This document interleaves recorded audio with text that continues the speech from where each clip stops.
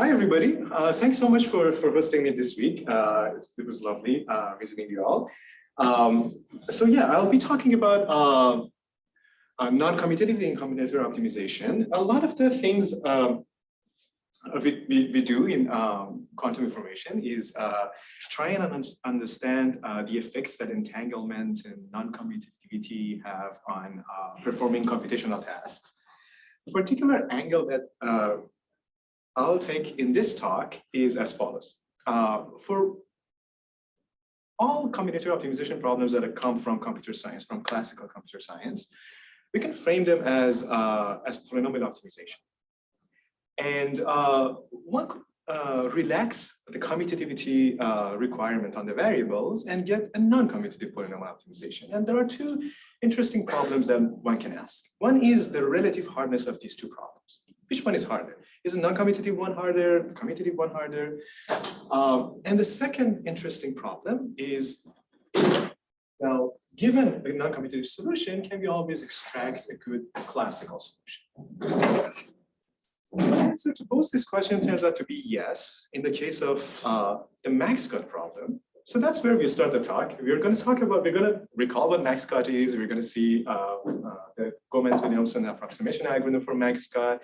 We're going to see how the non-commutative solutions come into the picture from this Tsirelson's theorem. And then once we have these basics, we try to venture off and see whether we can apply any of this story. We can extend this story to other combinatorial optimization problems. So let's start from max-cut. We are all familiar with this. An instance of a max-cut problem is an undirected, possibly weighted graph, and we're trying to label the vertices, find the labeling of the vertices with two colors, or +1 and -1, such that the number of edges with endpoints that have distinct colors is maximized. The way I modeled it here is for every vertex I, the label is xi in the set either -1 or +1. And if with such a modeling, this little expression that I wrote down over there, 1 minus xi xj divided by 2 will be 1 if and only if the two endpoints have different colors, or if and only if the edge ij is in the cut. And otherwise, it'll be 0. So max-cut turns into this quadratic polynomial optimization problem. I have this quadratic polynomial subject to the constraint that the variables are either +1 or -1. And what does Goemans-Williamson do to solve this problem or approximate this, the max-cut? Well, the first thing they do is try to relax the quadratic optimization problem by saying that, hey, just imagine these xi's are no longer scalars, but they can be any vectors of any dimension, and relax the products, the quadratic terms, to inner products. So doing that, we get this other optimization problem of the form over there. And all right, so two good things happen, or a few good things actually happen once we do that. The first thing is that, well, this is obviously a relaxation, because if we restrict ourselves to one-dimensional vectors, we recover the original problem. But this problem is also a semi-definite program in disguise, and we know how to solve semi-definite programs efficiently. Or at least we're told we can do that. It has huge constants and costs, but essentially, we can do that. All right, so now, once we solve this semi-definite program and we obtain these vectors xi's, we need a way to extract a cut out of it, like extract these labels xi's, right? And that's done using this procedure known as rounding. So the rounding in the case of Goemans-Williamson is very simple. It's we need to sample a unit vector R, calculate the inner product of R with xi, and depending on what the sign is, we decide what the label for the label xi will be. If it's a positive inner product, then xi will be +1, otherwise it'll be -1, right? And there is a simple analysis that one can do to obtain that. these xi's, these random variables xi, obtained in this way would, on average, we would get that this expression 1 minus xi would be not too far from its vector counterpart, right? It is related via this constant, this Goemans-Williamson constant, right? This is all telling us that doing this procedure, we have found the cut that on average would have size at least this constant times the STP value. Okay. Is that for every instance of the problem? For every instance of the problem, you are guaranteed that you're going to get a cut that has this size. All right, so I also told you about non-commutative analog and non-commutative maxwell. So let's formally define what do we mean by that. Well, in the non-commutative version, instead of turning these xi, these scalars to vectors, we turn them to operators, right? What if we want to optimize this quadratic non-commutative polynomial now? So we are trying to find operators xi's that are unitaries and are of order 2, because that's the right analog of like the scalars squaring to 1 would be that the operator squaring to identity, and it turns out the right function to optimize is the trace of this non-commutative polynomial. Okay.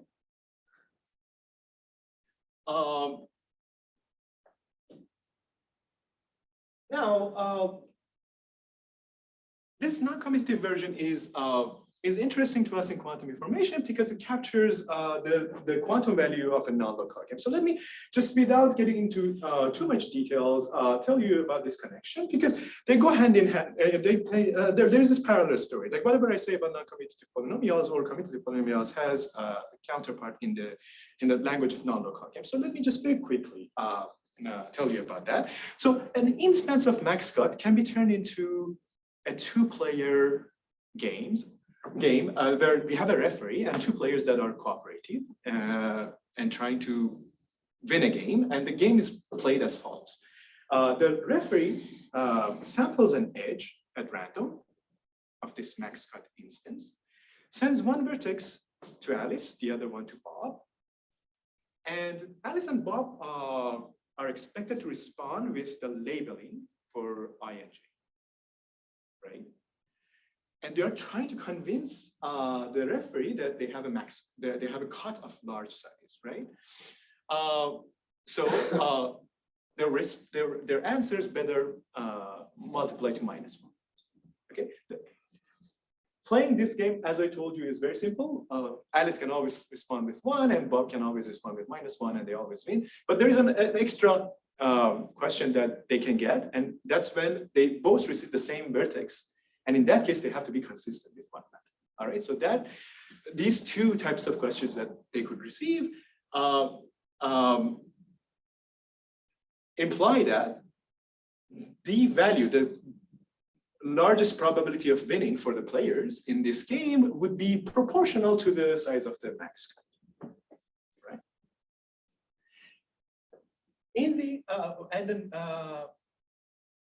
And the non-commutative optimization problem that I wrote down here captures the probability of winning if the players are allowed now to use quantum entanglement to coordinate their responses, right? But in a very restricted regime where they are only allowed to use maximally entangled states. If you want to capture the case where they can use any states, and we will talk about this a little bit later in the future slides, then you have to change your non-commutative polynomial optimization a little bit. Okay. Yes. So usually, this is presented usually in decrease of state, and you maximize psi star, your operator psi, and you optimize your own psi and own x. Exactly. Of finite dimension. Yes. And here you allow infinite dimension. We can allow infinite dimension, or we can allow arbitrarily large Hilbert spaces. But it just so happens that for the max cut problem, it always is optimized at a finite dimensional Hilbert space. And we will see a proof of this actually shortly. And you're right. In generally, we have a C-star algebra. We are trying to optimize a trace. So the optimization problem is over all the traces and all the operators in a C-star algebra. That's a trace setting. But It's a different. It's a little bit different. You also have the eigenvalue setting, which Yes. is C star. Exactly. This is a von Neumann algebra setting where you are given a von Neumann algebra, you're trying to optimize the tracial states on your. So you're more restricted. Your states now have to have the cyclicity property, right? Oftentimes it's easier to talk about this. This is called synchronous regime for non-local games, and because I don't have to write down a set of operators for Alice and a set of operators for Bob, it's a little bit easier to present things, right? And you will see the other setting shortly. All right, so now I wrote down a non-commutative. We had 3 optimization problems. We had the original max cut, we had the non-commutative version, and we had the STP, the vector problem, right? It just so happens that these 2 problems are have the same value. That's the content of the Tsirelson's theorem. It's a foundational result in study of non-commutativity. But I would like to tell you about the proof of this theorem. I don't like to present proofs and things like that, but this one is important because it uses a construction, it uses a group, a representation theory of a group that is going to be just useful for us in when we try to extend our story to other combinatorial optimization problems. One direction, so remember, we are trying to prove that 2 optimization problems are the same or have the same value. One direction is very easy. If you're familiar with the STP hierarchy for solving non-commutative polynomial optimization problems, then this vector problem is the first level of that STP hierarchy. This STP hierarchy is so designed that every STP gives you an upper bound on your non-commutative polynomial optimization problem. And it is guaranteed that it converges at some point to the value. So this direction is not so interesting for us because of the non-trivial one is really this direction. In this direction, we are saying that, oh, okay, so you solved an STP, you obtain these vectors xi. How are you going to obtain operators out of these vectors such that the objective value doesn't decrease, right? That's the goal. That's what we are going to do. And the key is the existence of this set of operators that go by different names for different communities. Some people call them generators of the Clifford algebra. Some people call them Weilbauer operators, like I call them here. Some call them fermionic Gaussian operators, and so what they are is that we always have a set of operators sigma 1 to sigma n such that they are unitaries of order 2. So they are unitaries and Hermitian. And furthermore, they anti-commute with one another. Okay. There is a simple construction that you can build these operators from Pauli operators and tensor products. Okay. Now, given these operators, I can turn every vector into an operator by following this recipe. So I have an n-dimensional vector, I have n operators, I just take a linear combinations of these operators, where the coefficients are coming from the vector, and produce an operator. So what are the properties of this operator obtained? So, well, these xi's will be Hermitian and unitaries. Oh, surprise. and the inner product of xi and xj always will be the same as the inner product of the vectors xi and xj. This just follows from the anti-commuting property of the Weilbauer operators. Okay.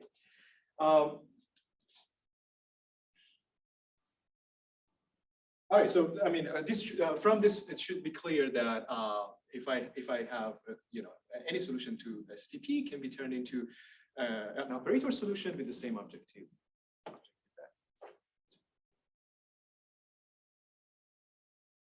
All right. Now, in the case of Goemans-Williamson, we said that relax your problem into a vector problem and then solve it and round it. But since these two are the same, we can reinterpret Goemans-Williamson in the language of operators. And the goal of this talk is kind of to convince us that this operator view might be a little bit more natural when we go beyond max cut. All right, so let's first see the reinterpretation. I'm hiding a little bit of the details here, but to solve your max cut, first solve the non-commutative problem. In this case, we can solve it very easily because it's the same as the STP problem. But solve the non-commutative problem, obtain the operator's xi's, and sample a Hermitian unitary R from the Haar measure. We don't care here, like what is the efficiency of doing something like that. We can sometimes in low dimensions we can approximate it and so on and so forth. But right now in this talk we don't care about this efficiency problem. Obtain this operator, sample these operators R, calculate the inner products R with xi's, and then round it to a label depending on what the sign of this inner product is. Then we're guaranteed that this random variable 1 minus xi(xj) is not going to be too far from the operator counterpart, and therefore this gives us a cut of a value not so small. All right. So yeah, question. All right, that's the story of max cut. It's everything was consistent, everything worked out just beautifully, right? Yes. I mean, the sampling from the Haar measure, that's not efficient. That is not efficient, right? But you want an efficient algorithm, right, for max cut? Yeah, That's the whole point of Goemans-Williamson to get an efficient approximation algorithm. Right, right. So there are things that you can do.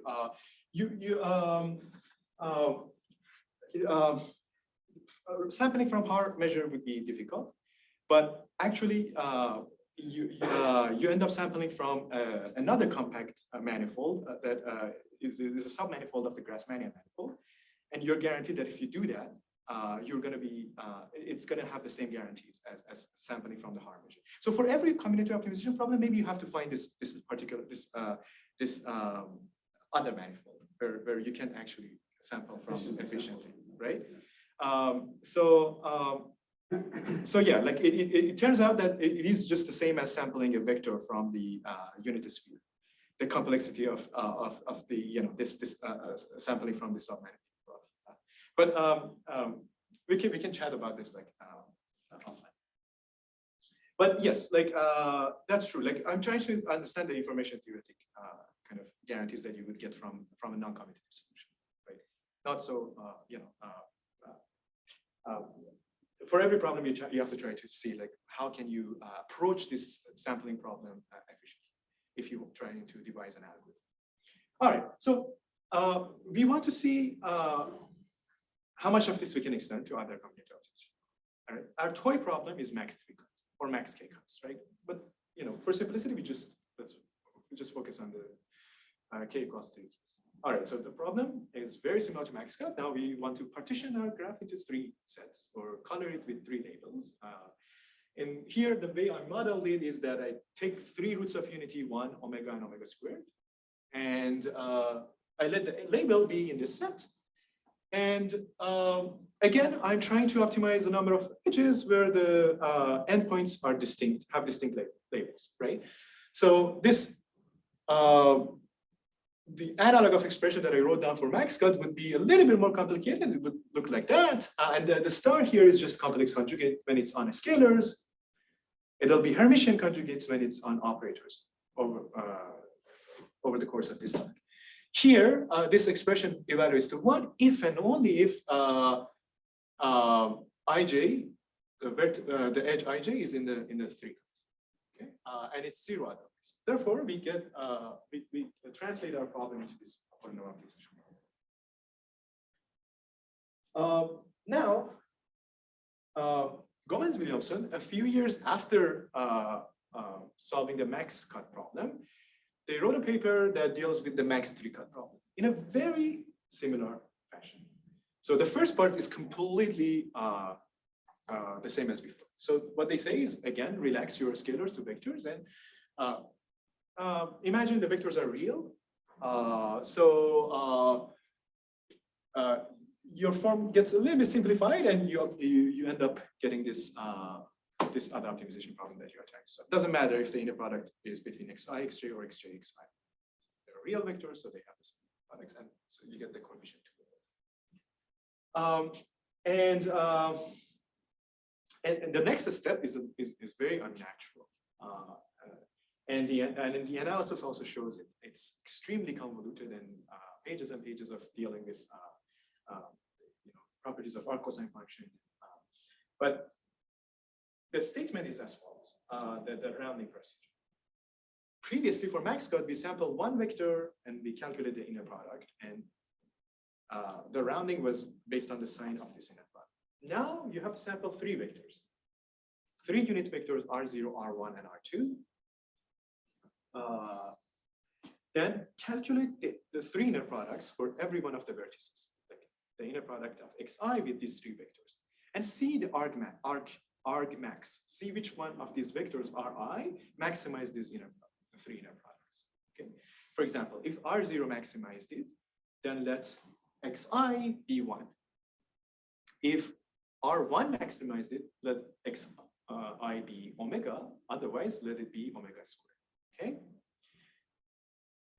This complicated analysis of this procedure tells us that this random variable here has average that is not too far from the vector version, and the constant drops from the max cut constant because well, it just tells us max 3 cut is a more difficult problem, and we are guaranteed that we're going to get this constant times the STP value as the size of the cut. Okay. Why we had to sample 3 vectors, we don't know, and why these 3 vectors couldn't be chosen to be orthonormal, we don't know. And yes. Is it clear here that the vector version is still a relaxation of the original? Absolutely, it is. Yes. It is, yes. It's not obvious, right? Because somehow a third power was to the square root for both. That's right. What is my reason for it to be? Yeah. So this third power thing can also be written in terms of inner product, because these xi's, like you can just write it down as xi star times xi equals to 1, and which would be true for the third root of unity. You can also write it down as inner products. In addition, you want also the cube to also be 1. You want the cube to be 1? To be 1, yes. So let me see. If we have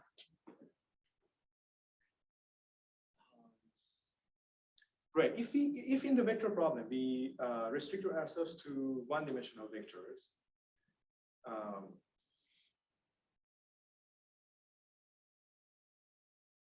all right. So there are 2 versions to the max 3 cut Goemans-Williamson algorithm. One of them relaxes the scalars to complex vectors. That's the original paper. The other paper relaxes them to real vectors, and so it turns out that they are equivalent, but the equivalency is not trivial. So it goes through like Cholesky decomposition and like showing that like there is an arbitrary choice that we can make in the Cholesky decomposition, but there is a particular one that allows us to show that these 2 are equivalent, right? Maybe the complex version would be easier to see that they are that is a relaxation to the original problem. And the problem is you can't work exactly the products by side. Yes. I don't know. Like I have to check. Yes. Is there a sense in which this 0.836 is optimal? Oh, it's not optimal. That's another, like nobody was able to improve it since 20 years or more than 20 years ago that the paper came out. But there's no reason for thinking that this is optimal. There is no UGC hardness. There is no MP hardness. You could go all the way to 0.9 for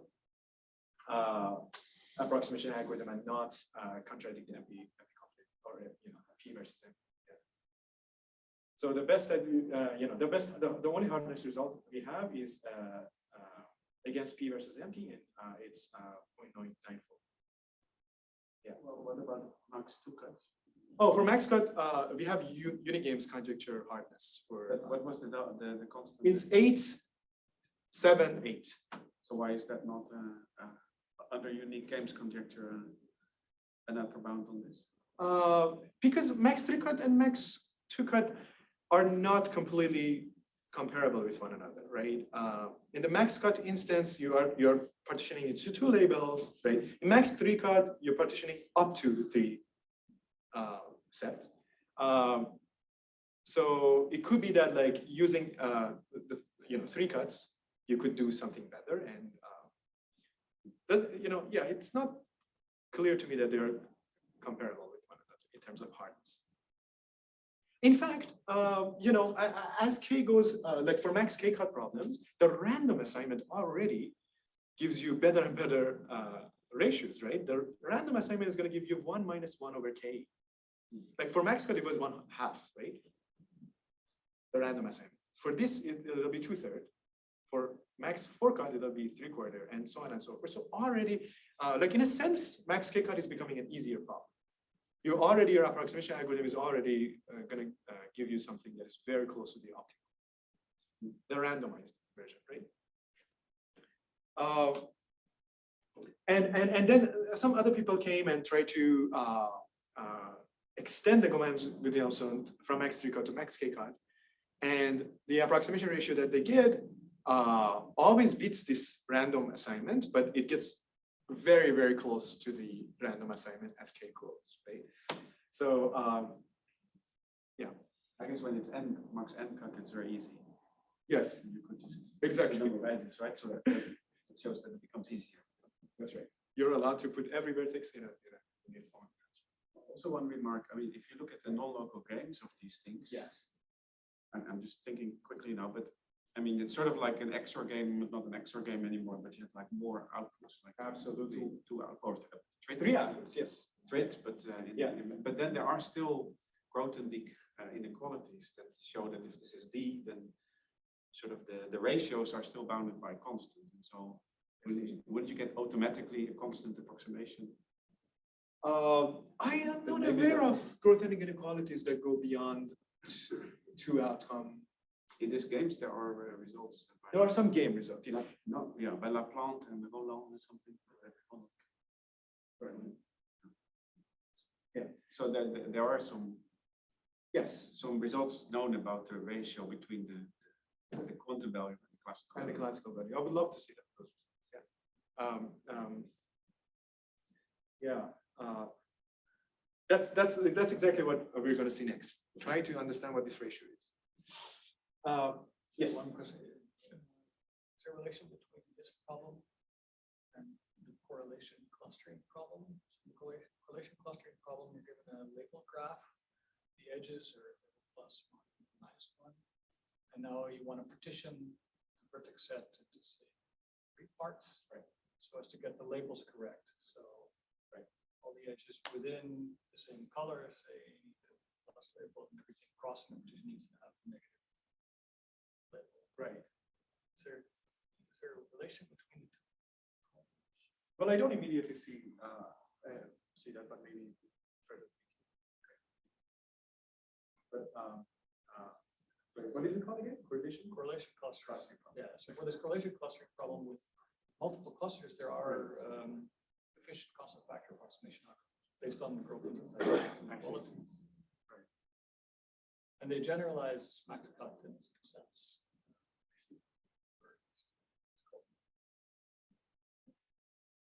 Well, thanks for pointing that out. And yeah, trying to look it up. Okay, so what does the non-commutative problem, just very similar to before, here you relax the scalars to be any operators that are unitary and order 3. Okay, hopefully this one is clearly a relaxation of the scalar problem.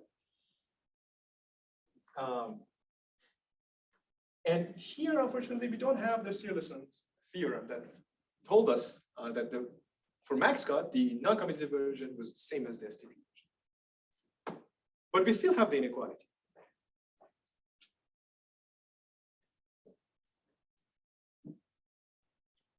And the inequality is kind of telling us that the non-commutative relaxation is closer to the original problem than the vector relaxation. In a sense, integrality gap, I didn't define it, but for the non-commutative relaxation would be smaller than the integrality gap of the vector. Yeah, so are these vectors from the STP, are they complex values or real values? It'll be equivalent actually, considering complex vectors or real vectors. Because in the case of Max-Cut, you can just symmetrize your thing, and Max-Cut you can symmetrize them.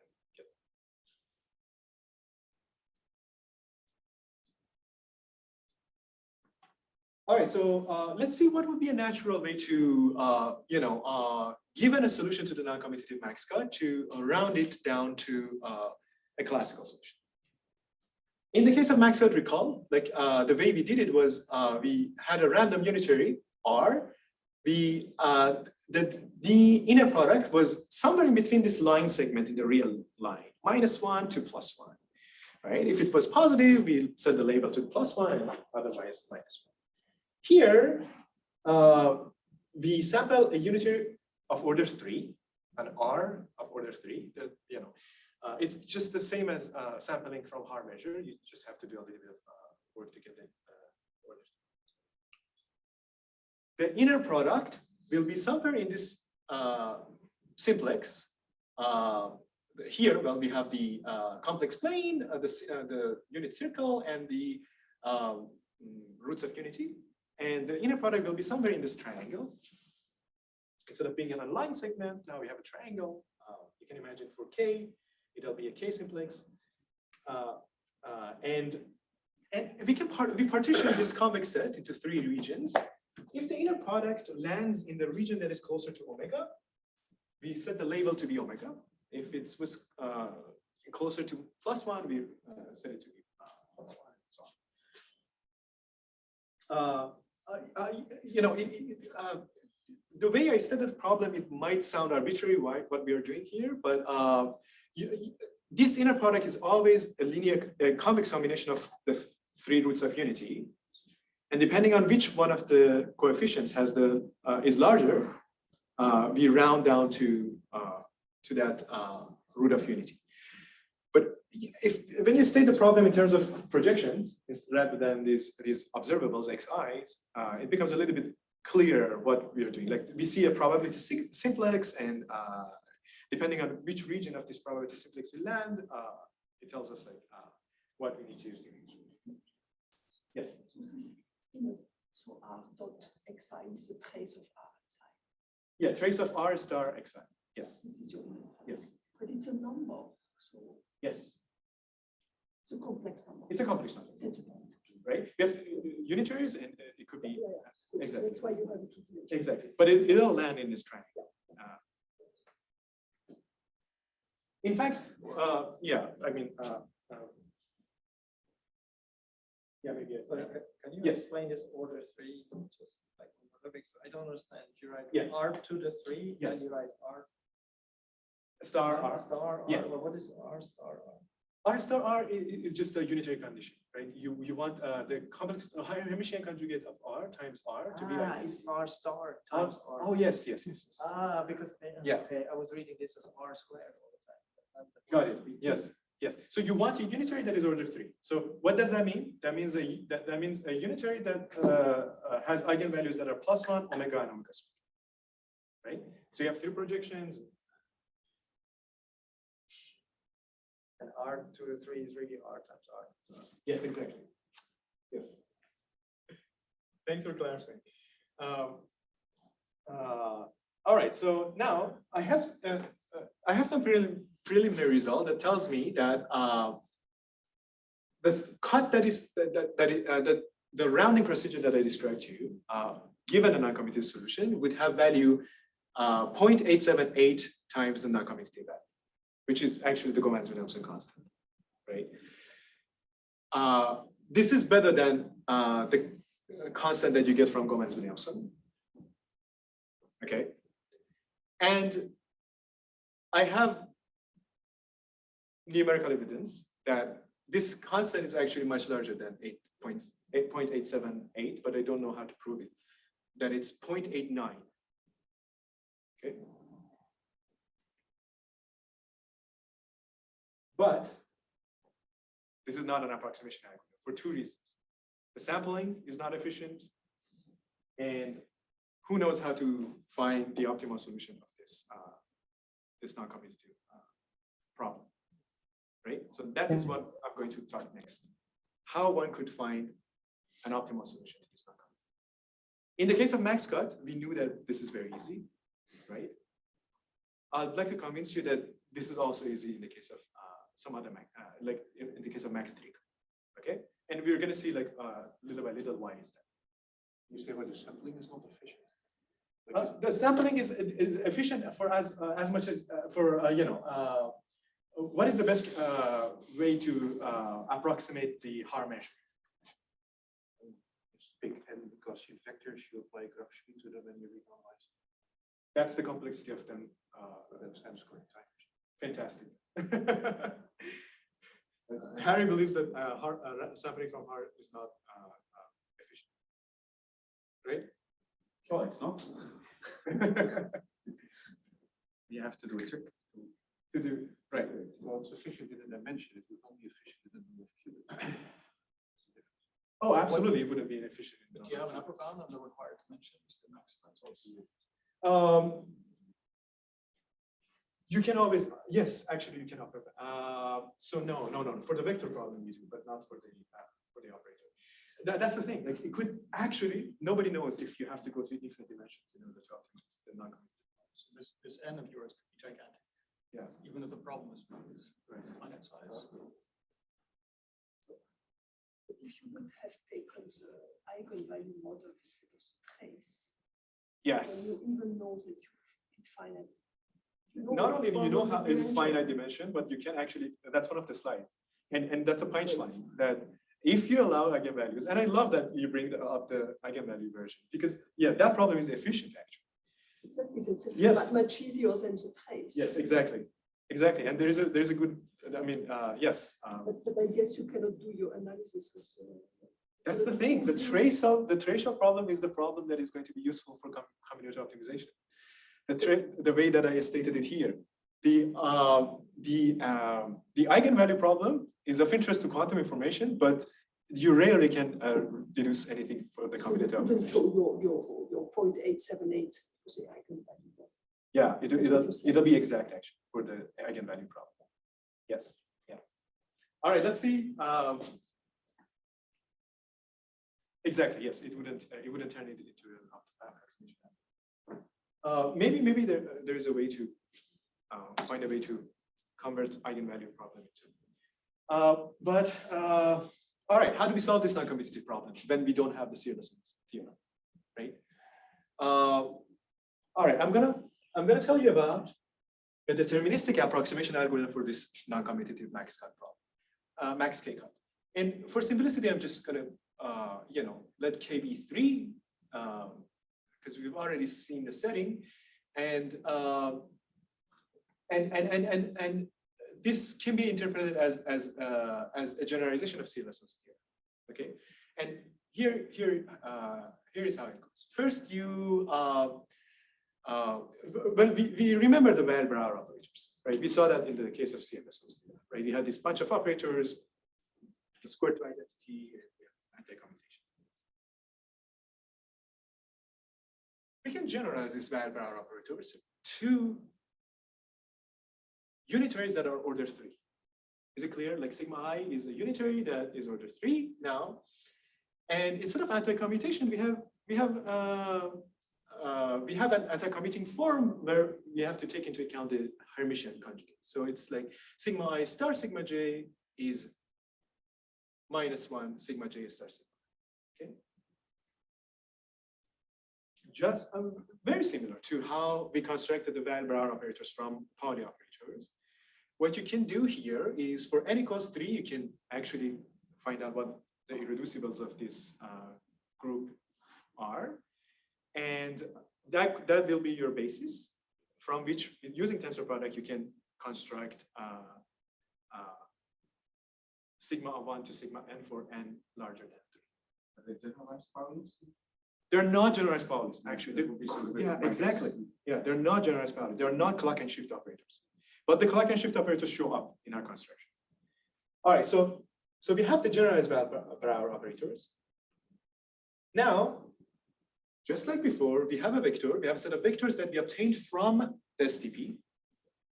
Okay, so this is the approximation algorithm. You want to solve the non-commutative problem, first solve the STP. You obtain these operators, these vectors, turn them into operators using the generalized Brouwer. All right, so now the properties of Brouwer operators allows us to prove that xi is going to be a unitary, obtained this way. And the inner product of xi and xj is going to be the inner product of the vectors.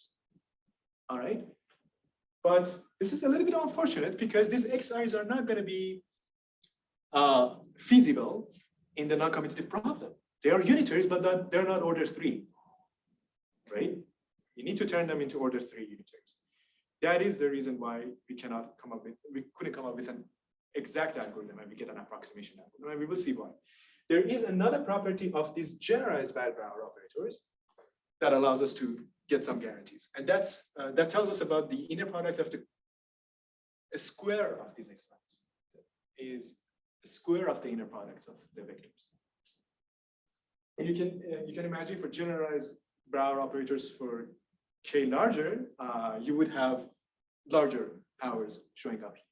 So this is very stringent, but this is wonderfully working out for the generalized Brouwer operators.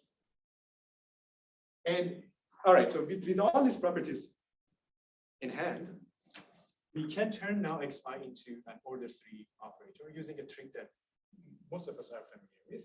Just put them in, put xi's in a bigger matrix, following the kind of the generalized Pauli form.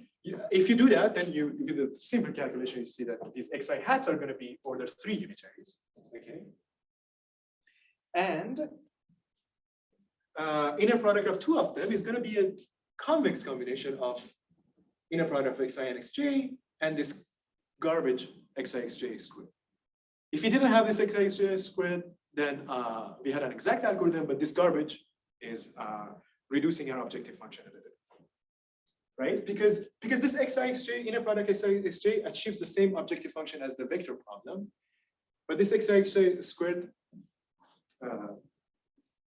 is a little bit of problem. But it's not too much of a problem because this xi hats is going to achieve 5-6 times the optimal value of the non-commutative. Just yeah. There seems to be a slight disconnect. Yes. Where on the right-hand side, you want the L2 norm of the vectors to be 1. Yes. Which in a sense encodes that the square is equal to 1. So you're dealing with signs. Yes. Whereas on the left-hand side, you want cubes to equal 1. So yes. Wouldn't it make sense to, on the right-hand side, ask that the L3 norm is equal to 1? I thought about this very much, but I couldn't find a way to construct from these norm 1, L3 norm 1 vectors a unitary that is order 3.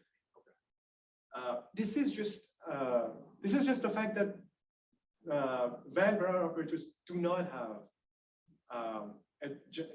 we cannot just properly extend them to the world of to the cube case. It's just an unfortunate thing. I mean, I tried. That was my first approach, trying to do that. Okay. So what happens is that I take these vectors that their norm 2 is 1. First, turn them into unitaries using this generalized Brouwer, which is, and then from there construct this order 3 unitaries. You get this garbage. You have to deal with it, but it's not too bad. You get 5-6, and as k grows, it gets closer and closer to the optimal value. K would be the power you take. K would be max k count. Sorry. Yeah. But that corresponds to the power you take. Exactly.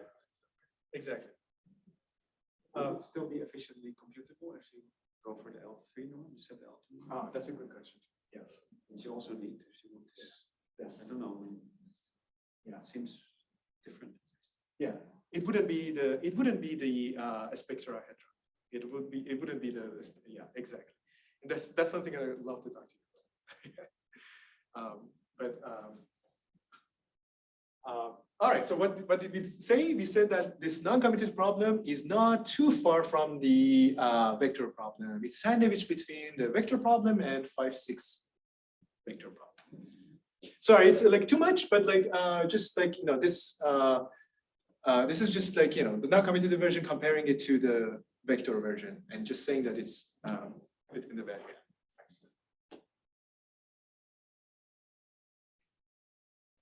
All right, so exact algorithm. Here I have a conjecture that Sorry, yes. So this already gives you like another approximation. Yeah, it gives you But an maybe it's worse than what it's worse than unfortunately Goemans-Williamson. Yes. Yeah. There's a constant factor approximation out for LP when P is a constant. I see. So, yeah, it's in there no actually. Oh, fantastic. Right. Sorry. Yes. No, that's very nice. In real time, we are doing research. All right. So, all right. You know how in the case of Max Scott, the first level of the STP hierarchy, again, I did not tell you what the STP hierarchy is. I'm sorry about that. But for those who know, the first level was enough to give us the answer, the non-commutative answer. But now I claim that, like I conjecture that the for max 3 cut, you need to go to level 2, and you need to use these quadratic terms involving the generalized Weierbrauer operators. Right? What are my evidences for such a conjecture? Okay, I have a few. First of all, we had a paper from a few years ago where we showed that for unique games with 2 questions, using this generalized Weierbrauer operators, you can always obtain the optimal solution at level 2 of the MP. And I will not go into the details, but the unique games is a harder problem than max K concept. This result that we had from 2 years ago immediately applies to max 3 cut as well, or max K cut for 2 questions. Okay, so that's, I mean, you can take it however you want. It's just like for a small graphs, it is saying that you're optimized at level 2. Okay, it doesn't say much, but it's some evidence. I have some numerical result that if you go beyond the 2 question case, again, here I'm just going between I'm just like using the non-local games version of these problems. So if you go beyond 2 questions, like 3, 4, 5, for however I could do on my computer, I got that I always I find the optimal solution at level 2, and it's of this form that I wrote down, like it's the linear combination of the quadratic terms. But again, who knows what will happen for a larger number of questions that I couldn't calculate. And the last evidence is the next slide. And it gets back to Monique's point. All right, so the Tsirelson theorem does not hold for the tracial states as we discussed. It's going to give us an approximate statement. But if we optimize over all the states, right? If we not confine ourselves to tracial states, but allow any states, which here is denoted by tau. Okay, if you're trying to maximize the operators xi, xj, and the state tau of this non-commutative polynomial, then you can actually prove that there is equality. And the kind of hand-wavy argument for it is that if you remember that construction that I gave you, we had some garbage xi squared somewhere, and if you allow arbitrary state, you can just discard that part of your Hilbert space and just focus on the good parts and get the equality. That's very hand-wavy, but that's the argument. And in this model where you allow any states, now this captures the probability of winning of the non-local game version, where now you allow any states, not just the maximum entanglement state. Okay, it's closer to the framework that we're familiar with in non-commutativity. Okay, so what I'm claiming is that the games that are coming from max 3 cuts, you can solve them exactly using level 1 of MPA. Just like max cut could be solved in level 1 MPA.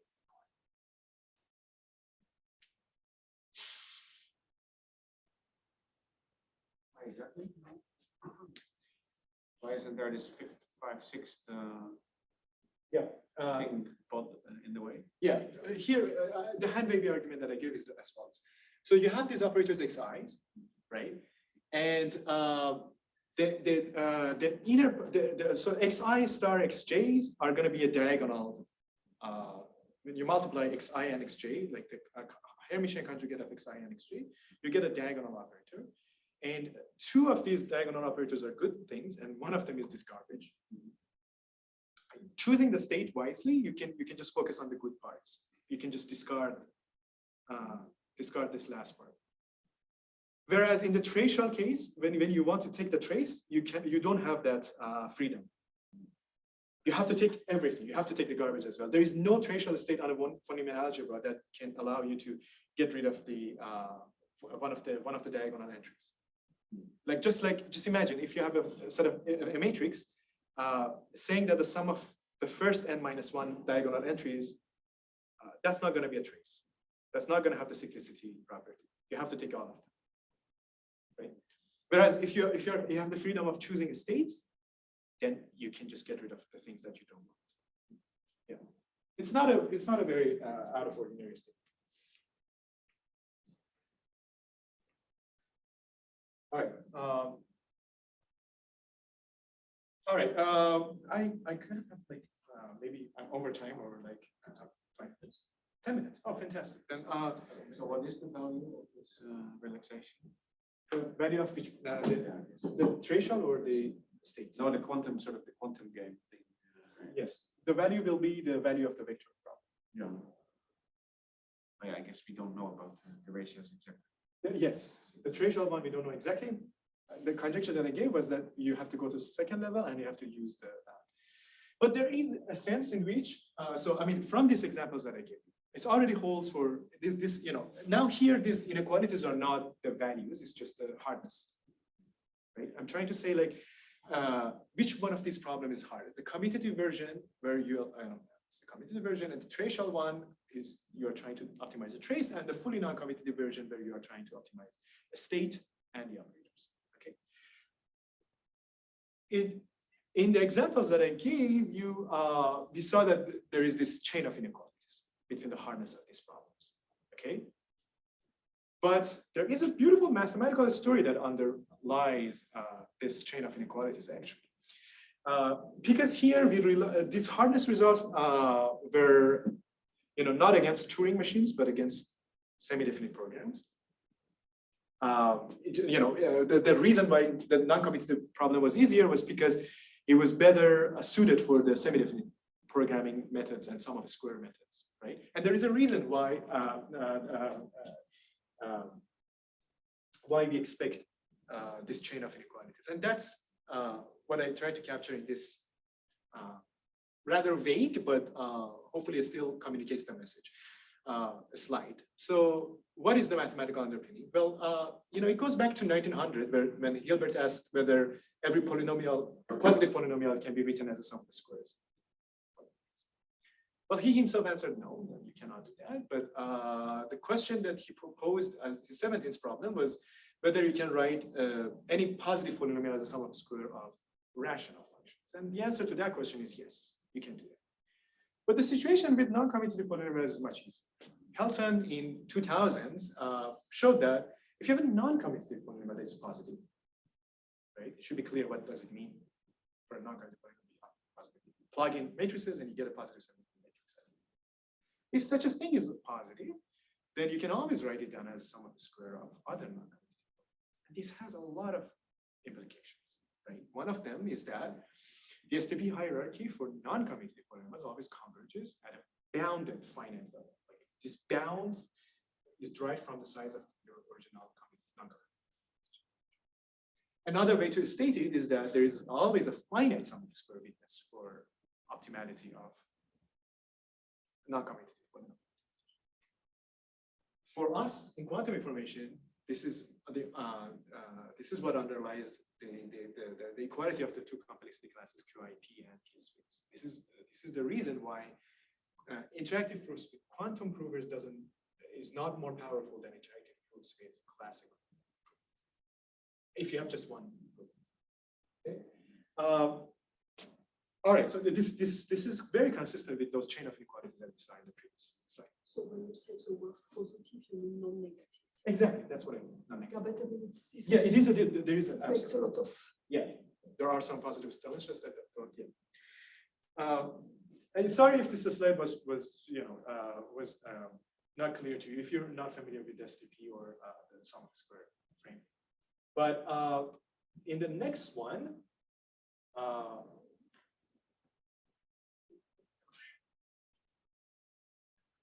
we're going to change the gear a little bit here. So now, we saw, that the chain of inequalities, and we saw that it is kind of consistent with what we had in mathematics. But then we have this other type of result that tell us that non-commutative is much more complicated and much more difficult than the commutative version, right? And let me tell you a little bit about that and see how we can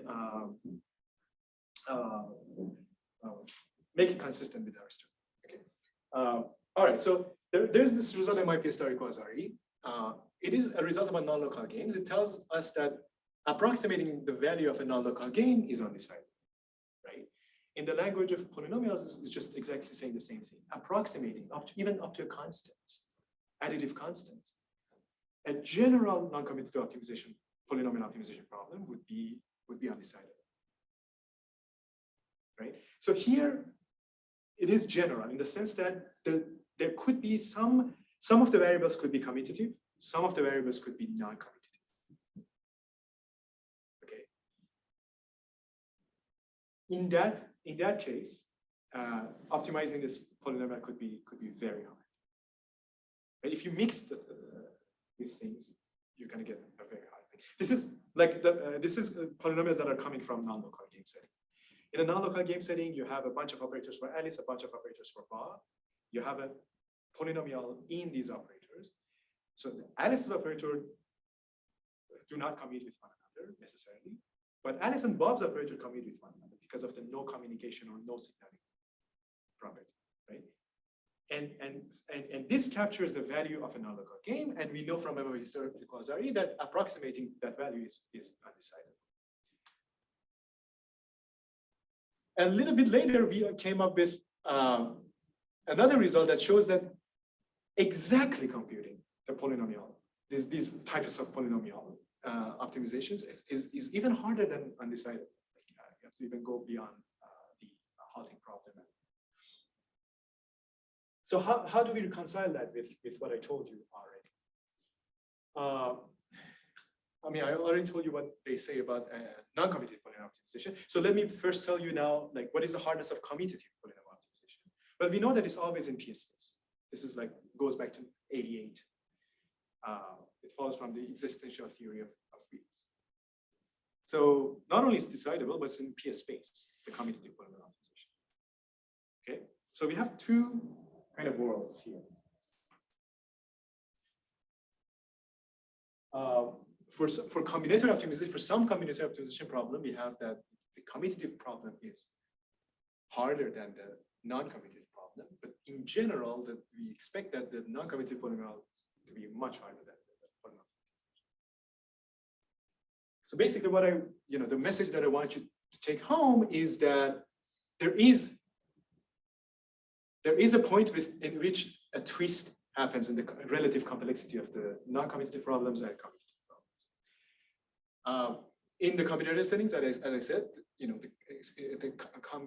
commutative problem, denoted here by this blue line, can be harder than the non-commutative problem. And sometimes we can use this to obtain approximation algorithms. But in general, this is there's a twist. The quantum value is much more difficult than classical. But it would be nice to see what is that point where the twist happens, right? We have some idea what is that point, and that's a result from Kemper, Regev, and Toner that tells us that unit games sits below that twist. For unit games, at least if you only care about approximation, we could approximate them. The non-commutative version we can approximate, but the commutative version we cannot. Right? So that's one message. The other message is this extracting classical from quantum, right? The relative hardness is one of the messages, and the other one is ratio of classical to quantum. Right? People have studied this problem a lot, and especially people in this room. So classical, you have a non-local game. You want to know how big this ratio can be. If this ratio for some problems, for some classes of non-local games is small, then it means that you can maybe obtain a good approximation algorithm for your classical problem from the quantum. So it is of interest to know for what classes of games or polynomials this ratio is at least a constant, right? Again, here we know that. I mean, we saw. So what did we see? We see that for the max cut, this is a constant. For max 3 cut, this is a constant. For max k cut, this is a constant. But how far can we extend this? Well, again, here we see that unit games are special in this regard. From this result, which most of the my guess are is WI. We know that the ratio when we consider unit games cannot be too small either. Like it's not going to be a constant, but it's not going to be too small. Like in particular, like if the k is like imagine it's the size of the alphabet of the unit game, and it is telling us that if the quantum value is 1 minus epsilon, then the classical value is not going to be too small. Right. So unit games are special in these two.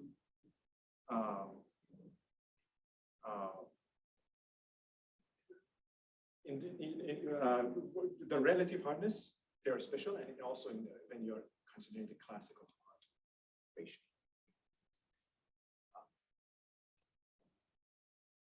Yes. Okay, so epsilon. Yeah, imagine the quantum value of the unit game is 1 minus epsilon. Okay, that's the epsilon. And the k is the alphabet size of the unit. Right? Alice and Bob can respond in a set that is of size k. And c is a universal constant. It's not the same as the universal constant. No, absolutely it's not.